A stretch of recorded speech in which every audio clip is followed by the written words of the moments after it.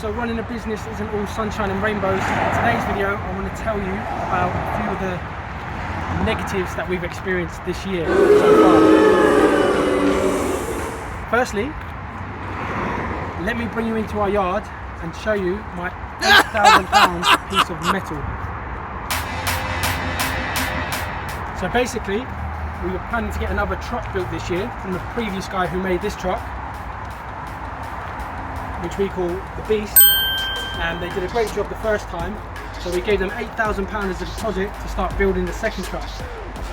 Now, unfortunately, this I've got for my £8,000. I've got for my £8,000. I've got for my £8,000. This has got to be the most expensive piece of metal. Now, it's a nice piece of metal, it's been well built, and it would have been brilliant for purpose, but unfortunately the company got into financial difficulty and they couldn't finish the build, so they just gave me this and that was it, and said, oh, you're going to have to get it built, you're going to have to get it finished somewhere else. So we really struggled to find anyone to complete the build. So this is the wash bay at the rear of the truck. So if you can imagine, the lift would have been here, the bin would have gone up, and then the wastewater is caught in here. Just realised I've got some more. So everyone thinks business is always amazing and you're making loads of money, but what you don't see behind the scenes is stuff like this happens. You're trying to grow your company and you're investing into more, you're taking all the profit and you're putting it down to try and grow the company, to try and bring more jobs in, to try and serve more people, to try and secure everything jobs. What did we do? Well, we tried to go through the administrators to try and get some money back, but unfortunately HMRC in these cases, they take their money first. So none of the little suppliers, none of the little guys like us, little companies that this company, when they went to administration, still owed goods or services or money to, managed to get anything, because big HMRC took the first charge and took everything. So £8,000, this piece of metal that's sat in the yard for about a year now.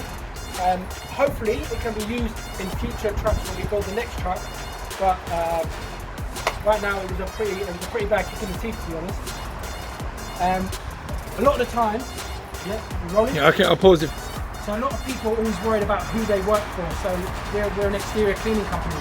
So we're afraid if we get a new client and they want us to do a £5 job, for example, how do we know we're going to pay them? But what you don't think about is your suppliers, who you give money to as a deposit to do some work. What if they get into financial difficulty? And we're probably going to see a lot more of this in the recession. So be careful how you pay people and make sure that enough work is done every time along the stage. So in hindsight, what I would have done is give them a little bit of money first, not £8,000, give them a few, maybe £2,000 or £3,000 for their initial materials, and then checked on their progress. So that was my mistake. So hopefully, from my learnings, can help people watching this video so that you don't lose £8,000, don't have a nice piece of metal for £8,000. Oh. So to recap, we've wasted £8,000 on this little wash bay. The whole build cost was about £25,000, and what we're going to get for that is the same as the Beast truck. Have a look at this picture now.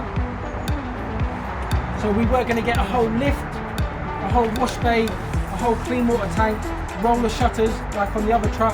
So a lot more work for the full price. But all we've got is this thing, which on its own is just a little piece of metal, and it's not any good to us really until our next build. So again, guys, be careful about your suppliers and giving them money up front.